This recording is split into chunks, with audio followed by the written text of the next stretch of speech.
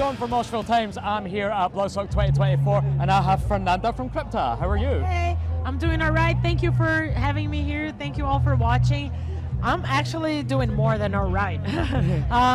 It's been a special day so far. Playing Bloodstock, it's always been on my personal bucket list as a band, as a metalhead. Amazing. So it's been definitely a dream come true. We didn't know what to expect. It's our first show ever here at the festival, and it was an early show, and then we were surprised with a packed audience. I know, I came along and I saw a couple of songs myself, and How did you like it? It was very good, yeah. Thank you. I'm a wee bit new to Crypta, but I do like my death metal, so I'll definitely be following up on that. I'll be listening to. Thank you. It was a lot of fun, and after that, I had like the signing session, so I love this contact with the fans and everything, and I was able to watch Dio Stage, which is one of my favorite bands. So I would say that's a perfect Saturday. So you've had a brilliant day for you then, eh? Definitely. Amazing. So I understand you played London yesterday. Yes. Yeah, you've been on quite an extensive tour so far. Yeah. How has that been for Crypta so far? It was amazing. It was also our first time ever there in London. I didn't know what to expect, but I knew they were not disappointing us, and they did not. It was like a nearly sold out Underworld, and it was a hot show and packed, and people were so passionate.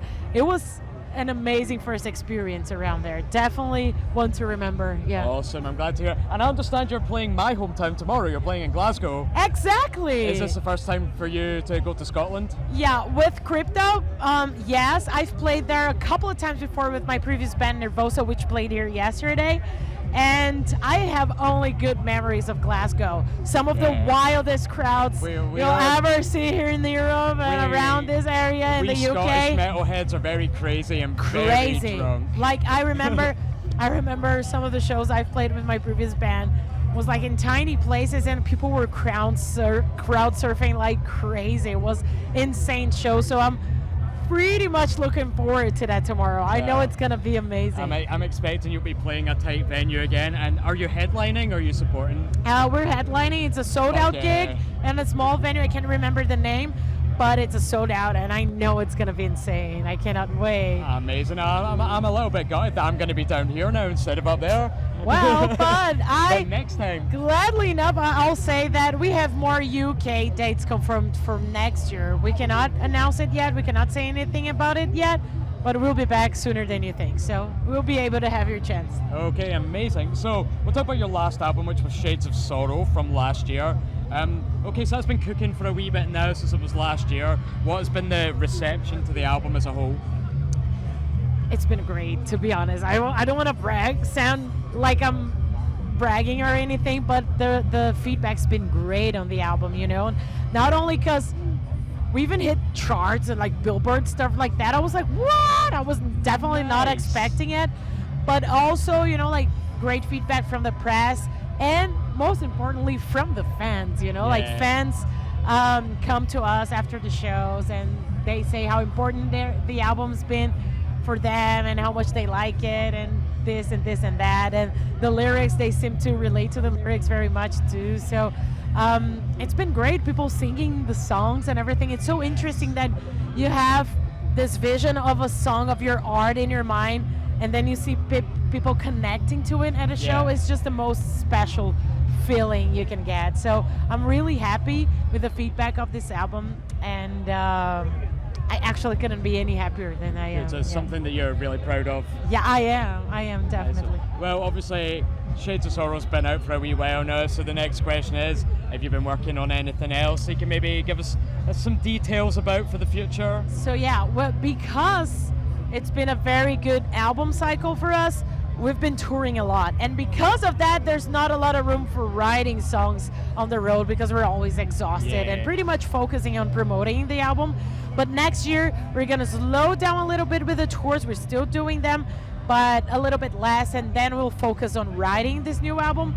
And it's probably gonna be, we wanna take our time because I have a whole concept for the album. Okay. And we're very methodic as a band, so we wanna make sure we take our time to deliver a good third album. So because of that, we might release the album around 2016.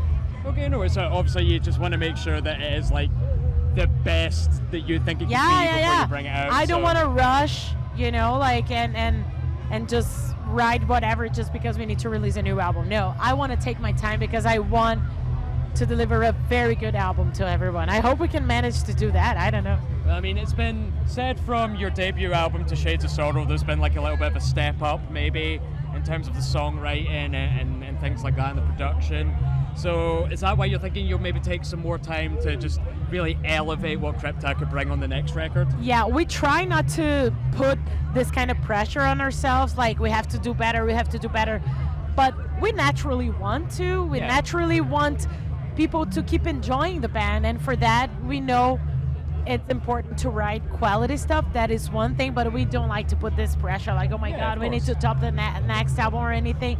But most of that, we really want to take time to write an album we like. Yeah. You know, like, and for that, like, I have these crazy ideas on my mind, and I know I'll need time for that. Yeah. So that's mainly about, you know, like our slow way of writing music and all our perfectionism and method to so that we like it before releasing it, and you know, like. And do you find as well with the record label, I believe it's Napalm, do you have that relationship with them where it's like they give you all that freedom? All the freedom. I love Napalm Records. I'm so glad to have been working with them for over a decade now, and 5 of them with Crypta. I just love the label. I love everyone in there, mainly because first, they believe my project as much as I do, and that is the most important thing for me. But also because they'll always suggest stuff because they have, you know, like all the expertise from the market. So they'll always suggest stuff. They'll always, you know, like say, hey, take a look at this. This is fun. This is cool.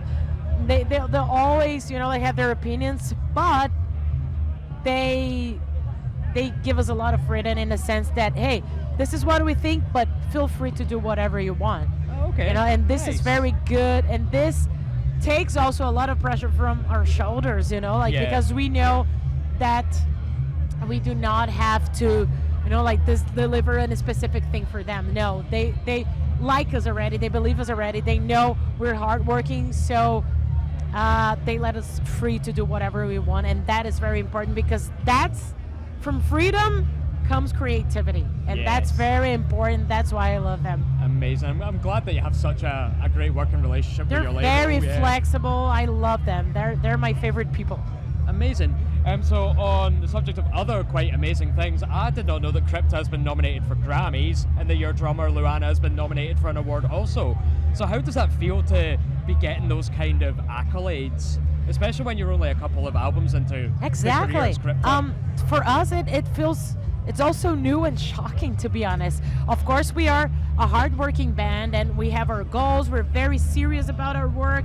We know that we want to get places, but we know it takes time, and we know we're a new band, you know, like, so we're very humble. I like that about us, and so because of that, we know we expect to get places from the hard work. But we didn't expect all this, you know, like this nominations like and stuff like that. Yeah. I'm glad enough that, you know, we have fans and that they, you know, like pack festivals and stuff like that. But being nominated, I think they're a good validation of the hard work we're doing. Yeah. I think these kind of nominations, they're like, even if we don't win or whatever, I think being remembered, it means you have some relevance in a way, and that's a good validation. That's like, okay, this might mean I'm on the right path, I'm doing the right thing, so I'll keep doing it. I feel I face this kind of nominations and stuff as a fuel for me to keep going. Like, okay, this is a good sign. I'll just keep on doing this. And it's amazing as well for a death metal band as well. Like, last time I heard of the metal band getting a Grammy was that one with Metallica in the 80s, Yeah, you know? we were not like... death metal band from Brazil is nominated for a Grammy. Yeah, we were like cool. considered for a Grammy. It's not that we were, you know, like nominated or got a Grammy, but they were still considering, which is really cool. I was so happy. It is, fuck yeah, that's so cool. Okay, so we'll start moving towards the end a little bit. I've read into a previous interview that you're a tarot reader. I am. How did you get into the tarot? we have this Fernanda metalhead, and we have actually I'm a whole myriad of different Fernandas inside just one body and one mind. I'm a whole universe, and one of my universes, I have this all mystic, witchy, esoteric kind of side to me. Yeah, so I've always liked, enjoyed this kind of thing, but on the over the last years, I found this side of mine to be, like very, to be calling me as much as my art does, so there's some other stuff I do, like aromatherapy, crystal therapy, Reiki. I'm a Reiki master and stuff like that. But I think tarot is one of my favorite spiritual self-knowledge tools. I love it. I love reading to my friends and friends of friends. I'm very serious about it. And some fans know about it, and sometimes I get, like yesterday, a fan knew that I like Lord of the Rings and that I like tarot, so he gave me a Lord of the Rings tarot deck. Oh, that's so sweet. Yeah. I get tarot decks as gifts from fans here and there. It's the best of both worlds. But I that's a very important side of mine nowadays. Not everyone knows about it. Now more people know about it. And I even bring my deck on tour now that I do read that. Again, I'm very serious about my thing. But it's there. I have some decks there, and I love it. It's a very important tool for like self-improvement to me. So you find like a lot of these just like therapy. I'm not those kind of people who are into witchy stuff and not therapy. No, I do it all.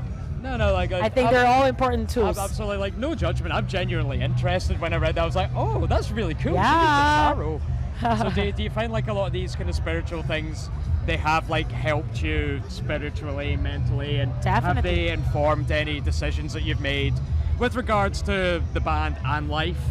Yeah, I think I try not to rely so much on these, like divination oracles for my future. I like to kind of carve it. But of course, I've heard some valuable tips from my tarot reader also. But I think this whole spirituality thing helps me with my art. I think it's a part of my art.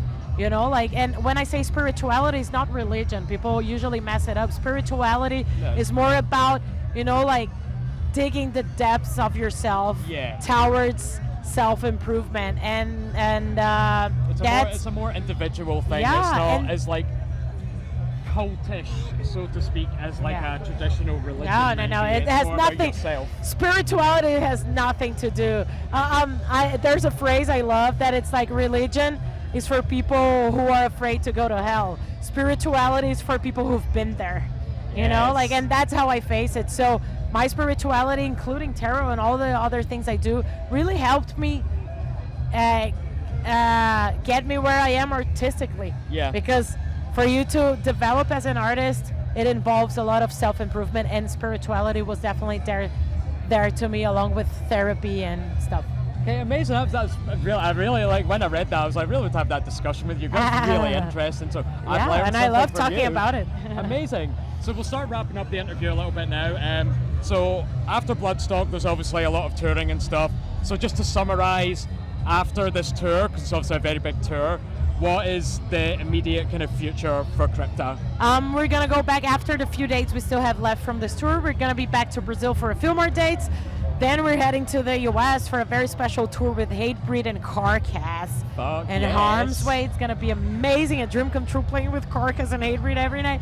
And then after that, some more Brazil. And then for the next year, slowing down a little bit, writing a new album, touring a little bit to promote Shades of Sorrow. We already have confirmed dates for Europe. Stay tuned. And that's it. Awesome. So that's all I can say right now. Keep an eye on what Crypta are up to over the next year, and it's going to be fucking awesome. Yeah. And I hope to see you all on the road. Thank you for watching us. Amazing. Thank you very much. Thank you for having me. Hope it was a good one.